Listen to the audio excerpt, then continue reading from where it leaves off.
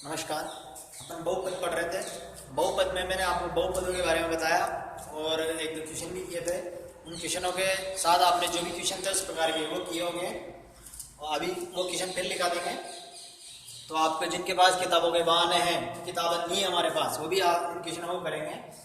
आपके एक क्वेश्चन है, क्वेश्चन नंबर 3 कि F x square minus 8x plus के एफ एक्स बराबर x square minus 8x plus के, इसमें शून्यकों के वर्गों का योग 40 है। एक चीज तो ये दी हुई है और शून्यकों के वर्गों का योग 40 है। शून्य क्या क्या है अपने? अल्फा और बीटा। शून्य किए थे अपने अल्फा और बीटा, इनके वर्गों का योग क्या है? 40। मतलब alpha square plus beta square बराबर 40। तो के का मान ज्ञात करना है। ये आपके क्वेश्चन है। अपन को यही देखना था क्वेश्चन में कि दिया क्या है और पूछा क्या है। दिया था अपने को वर्गों का योग 40 है, तो ये निकाल लिया अपन ने और के का मान पूछ रहा है। क्वेश्चन को आगे बढ़ाते हैं। अपन को करना क्या है, इसमें alpha square plus beta square बराबर 40 है। ये कर रहा है तो सबसे पहले अपन शून्य निकाल लेते हैं। अपने शून्य क्या है? शून्य निकाल लेते हैं। शून्य के योग और गुणन निकाल लेते हैं। अपन को ये दिया हुआ है और शून्य दिए हुए हैं, तो अपन शून्य निकाल लेते हैं। यहाँ पर शून्य निकालने के लिए सबसे पहले अपन देखते हैं कि शून्यकों का, ये दिया हुआ है, ये पूछा है, ये पूछा है के बराबर शून्यकों का योगफल।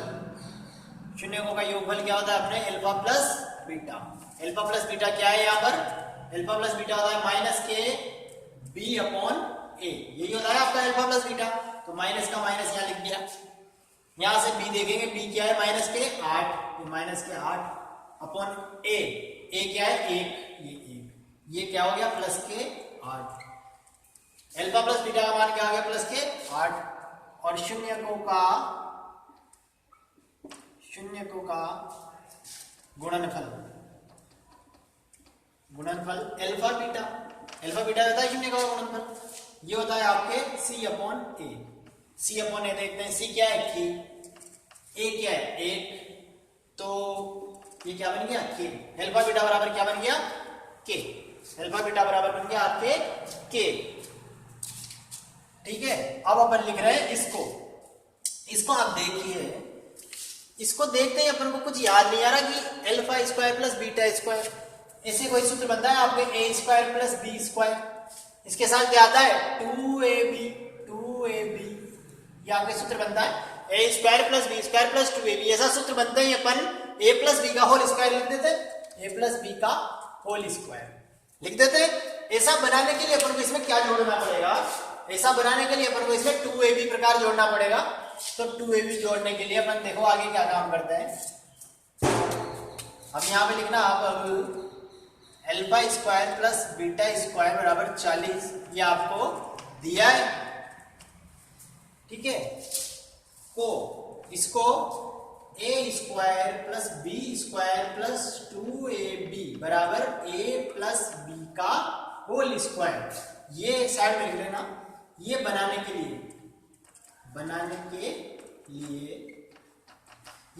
अपन इसमें क्या करते हैं? इसमें इस साइड भी 2ab जोड़ते हैं और इस साइड भी 2ab जोड़ते हैं। जोड़ो दोनों तरफ। यहां पे लिखना दोनों तरफ 2ab जोड़ने पर, दोनों तरफ 2ab जोड़ने पर, 2 अल्फा बीटा जोड़ने पर।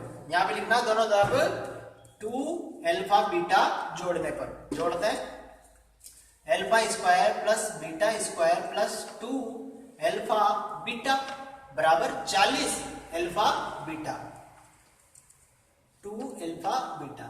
ये जोड़ दिया अपन ने दोनों तरफ। जोड़ते ही अपन इधर जो बना रहे हैं अल्फा प्लस बीटा का होल स्क्वायर, पूरी तार बना रहे हैं 40 प्लस 2 अल्फा बीटा। अब अल्फा बीटा और अल्फा प्लस बीटा के मान अपन निकाल रखें। ये देखिए यहाँ पर अल्फा प्लस बीटा और अल्फा बीटा, तो यहां पर मान रखेंगे। यहां पे लिखना आप अल्फा प्लस बीटा और अल्फा बीटा के मान रखने पर, यहां पे लिखना अल्फा प्लस बीटा और अल्फा बीटा के मान रखने पर। आगे बढ़ाते हैं। यहां तक हो गया होगा।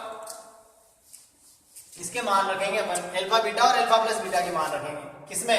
अल्फा प्लस बीटा का होल स्क्वायर बराबर 40 प्लस 2 अल्फा बीटा।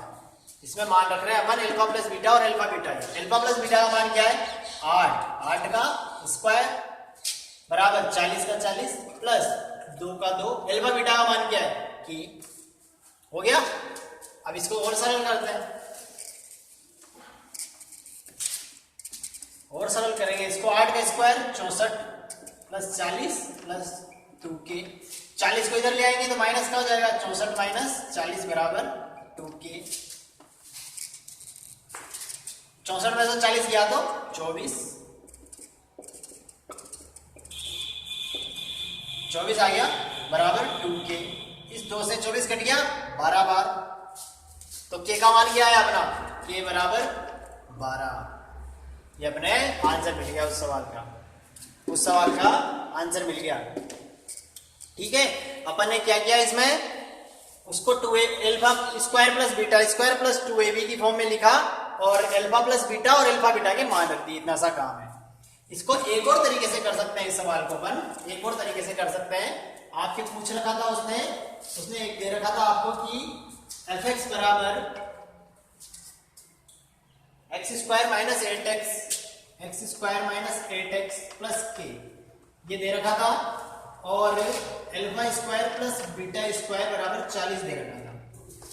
अब अपन क्या करेंगे इसमें एक और तरीका, दूसरा तरीका मेथड सेकंड। इसमें क्या करेंगे अपन दूसरे तरीके में यहां से अल्फा प्लस बीटा का मान लिखेंगे। अल्फा प्लस बीटा बराबर अपना 8 आया था और अल्फा बीटा इसका मान आया था k। इस अल्फा प्लस बीटा और अल्फा बीटा ये दो समीकरण है 1 और 2। इन दोनों समीकरणों से अपन को मान मिल जाएंगे alpha square plus beta square. कैसे मिल जाएंगे alpha square plus beta square के मान मिल जाएंगे। अपन इसमें से देखिए आप इसमें से अल्फा का मान निकालते हैं अगर तो 8 माइनस बीटा आ जाएगा 8 माइनस बीटा आ जाएगा आपकी। इसमें से अगर अल्फा का मान निकालते हैं तो इस अल्फा के मान को अपन इसमें रखते हैं किसमें अल्फा बीटा बराबर k। इसमें रखते हैं अल्फा के मान को तो 8 माइनस बीटा और बीटा बराबर k। 8 माइनस बीटा और बीटा बराबर k ये बन गया। आप लोग इसको गुणा करते हैं 8 माइनस बीटा बीटा बराबर k। इस बीटा को अंदर गुणा करते हैं तो 8 बीटा माइनस बीटा स्क्वायर बराबर k हो गया। यहां पर बीटा स्क्वायर को उधर ले जाइए। बीटा स्क्वायर बराबर 8 बीटा माइनस k। ये आपके बीटा स्क्वायर का मान आ गया। किसका मान आ गया बीटा स्क्वायर का। इसी प्रकार आपका अल्फा स्क्वायर का मान आ जाएगा। अल्फा स्क्वायर का मान क्या आ जाएगा जहां पर बीटा है वहां पर अल्फा कर देंगे। यहाँ बीटा था अल्फा स्क्वायर किया, यहाँ k था k माइनस का माइनस और 8 अल्फा स्क्वायर आ गया बीटा स्क्वायर आ गया। अल्फा स्क्वायर और बीटा स्क्वायर दोनों को अपन यहाँ पे रख देंगे। अल्फा स्क्वायर भी आ गया बीटा स्क्वायर आ गया, दोनों के मानों को वहां रख देंगे आपका आंसर आ जाएगा। दोनों तरीके हो गए, दोनों तरीकों से आप सवाल कर चुके हैं। अब आप इस पूरी प्रश्नावली के सवाल कर सकते हैं। इसके बाद अपन इन व्यंजकों में भाग देना सीखेंगे अगले वीडियो में। इसके आप सारे सवाल कर सकते हैं। सारे सवाल मैंने लगभग आपको बता दिए तरीके। सारे सवालों के 3 प्रकार के सवाल थे जो मैंने तरीके आपको बता दिए। अब मैं आपको सवाल दिखा रहा हूं। जिन बच्चों के पास सवाल के बहाने हैं कि हमारे पास किताब नहीं है, उनके पास भी बहाने नहीं रहेंगे ताकि वो सवाल कर सकें। ये देखिए आपके प्रश्नावली 3.1 का पहला सवाल, ये 3.1 का दूसरा और तीसरा सवाल। इस वीडियो को आप पॉज कर देख सकते हैं और सवाल कर सकते हैं। ठीक है, मैंने आपको प्रश्नावली 3.1 में पहले सवाल का तरीका बताया, दूसरे सवाल का तरीका बताया और तीसरा सवाल मैंने आपको पूरा ही बता दिया। तीसरा सवाल में आपके 2 तरीके थे वो आप कर चुके हैं और पहला और दूसरा सवाल कर चुके हैं। बहुपद में अब अपन आगे बढ़ेंगे तो अपन क्या करेंगे बहुपद में भाग देना सीखेंगे। क्या सीखेंगे भाग देना। जैसे आप जानते होंगे कोई संख्या है 18, कोई संख्या है, छोटी सी बात मैं आज बता देता हूं आपको, फिर कल अपन भाग देना सीखेंगे अगले वीडियो में। तो अगले वीडियो को आप ध्यान से देखें। छोटी सी एक संख्या है आपके 18। इस 18 में जब अपन भाग देते हैं किसी का भी, जैसे अपन को आपको 2 का भाग देना है, इस 18 में 2 का भाग देना है तो इसमें आप 2 का भाग देंगे तो कितनी बार जाएगा 9 बार 18। मैं आपको समझा ही रहा हूं इस 18 का भाग दो का भाग देने पर 9 आया। इसका मतलब अपन ये कह सकते हैं कि 18 के दो गुणनखंड हैं, एक तो 9 और एक 2। इस 18 के दो गुणनखंड, एक तो 9 और एक 2 है, दो गुणनखंड। इन दोनों गुणनखंडों को जब आप गुणा करोगे तो आपका 18 मिल जाएगा, आपका 18 मिल जाएगा। उसी प्रकार कोई संख्या है, जैसे 20 है, कोई संख्या है, इस 20 में मैं आपके 5 का भाग दे देता हूं। शुरू में 5 का भाग दे रहा हूं तो 5 का भाग जाएगा 4 बार।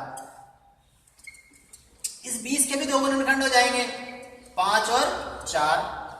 अब जब मैंने इस 20 में और इस 18 में 2 का और इसका भाग दिया है, तो आप एक चीज ये भी देख रहे होंगे कि जब आप 18 में 2 का भाग दे रहे हैं तो अपन को 9 मिल रहा है। अपन 3 का भी तो भाग दे सकते हैं। 3 का भाग दीजिए, कितनी बार जाएगा? 6 बार। 3 का भाग जाएगा 6 बार, यानी कि इस 18 के एक और गुणनखंड है 3 और 6, यानी कि 3 और 6 का गुणा करने पर भी अपन को वापस 18 मिलेगा। उसी प्रकार ये 20 है, इस 20 में भी अपन जब 2 का भाग देते हैं, 2 का भाग देते हैं, 2 का भाग देंगे तो कितनी बार जाएगा? 10 बार, यानी कि 20 के दो गुणनखंड है 2 और 10। यानी कि इस प्रकार अलग इन संख्याओं के अलग अलग गुणनखंड होते हैं, जैसे 5 और 4 हैं, 2 और 10 हैं, 9 इसके 9 और 2 हैं, 3 और 6 हैं। मतलब इन संख्याओं के टुकड़े होते हैं, उन टुकड़े वो टुकड़े इसके गुणनखंड कहलाते हैं और उन टुकड़ों का इनमें भाग भी चला जाता है। उसी प्रकार अपने बहुपदों में भी ऐसा ही काम होता है, बहुपदों में भी ऐसा ही काम होता है आपके। जैसे आपके सवाल देखता हूं मैं एक, आज मैं आपको ऐसा ही बता रहा हूं कि बहुपदों में भाग देना क्या होता है। आपके सवाल है x³ plus 3x² minus 3x plus 5, ऐसा है। इसमें भी भाग जाता है बहुपदों में भी। तो इसमें अपन भाग दे रहे हैं, किसका भाग देने के लिए बोला जा रहा है आपको? Minus x² plus x minus 1, इसमें आपको भाग देने के लिए कहा जा रहा है। अगर ये भाग पूरी बार चला जाता है, अगर ये भाग पूरी बार चला जाता है तो आपके एक गुणनखंड ये बन जाएगा। कहने का तरीका ये है कि अगर इसमें आपकी इसका भाग पूरी बार चला जाएगा तो ये आपके गुणनखंड बन जाएगा। किसी और संख्या में चल जाएगा तो वो इसका गुणनखंड बन जाएगा। तो इसका इसमें भाग देकर अपन गुणनखंड चेक करेंगे, इसलिए ये भाग दिया जाता है। तो अपन ये इसका भाग इसमें देने के तरीके देखेंगे कि ये भाग कैसे दिया जाता है। जिनको ये तरीका आता है वो घर में कोशिश करें, यहाँ पर दोबारा सीखेंगे। ये तरीके अपन अगले वीडियो में देखेंगे। धन्यवाद। सवाल कीजिएगा 3.1 के।